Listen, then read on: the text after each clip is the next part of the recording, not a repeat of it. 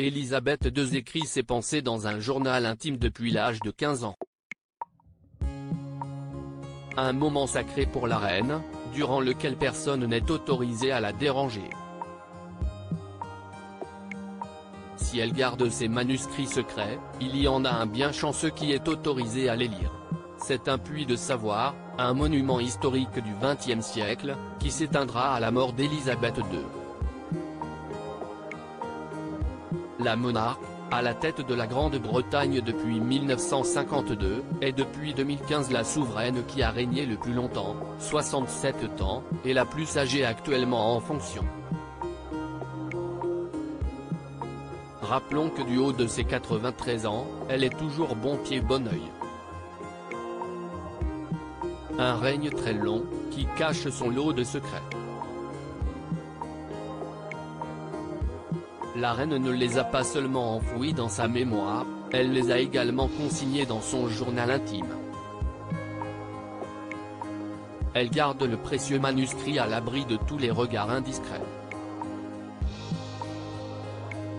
D'après le journal britannique The Sun le 1er juillet, une seule personne a le droit de le lire, son mari, le prince Philippe, en qui elle garde une confiance aveugle. Dans son journal intime, qu'elle tient depuis l'âge de 15 ans, Élisabeth II se confie, chaque soir, sur sa famille, ce qu'elle pense réellement des gens qu'elle rencontre, des endroits qu'elle a visités. Son personnel a pour consigne de ne jamais la déranger durant ce moment précieux, à moins d'une guerre nucléaire, plaisante un membre de son équipe. Les buvards sont détruits tous les matins, pour ne laisser aucune trace de ses écrits. Ses cahiers ne la quittent pas, elle les emmène avec elle partout où elle va, s'efforçant de les garder aussi confidentiels qu'un secret d'État. Le journal est gardé dans un étui en cuir noir, une version plus petite que celui qui contient les documents du gouvernement, explique un informateur au Sun. Il n'y a que 2 clés pour l'ouvrir.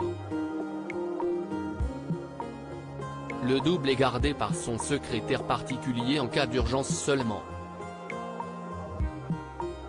Lors d'une soirée, la reine s'était confiée sur son journal intime auprès de l'acteur Michael Palin, anobli par Sa Majesté. Je lui ai expliqué que j'en tenais un dans lequel je me livrais sur les gens que j'ai rencontrés, les endroits que j'ai visités. Elle m'a raconté qu'elle aussi et que la seule différence était que le mien avait pour finalité d'être publié, contrairement au sien, a-t-il rapporté. On n'est donc pas près de découvrir les secrets de la reine les plus inavouables.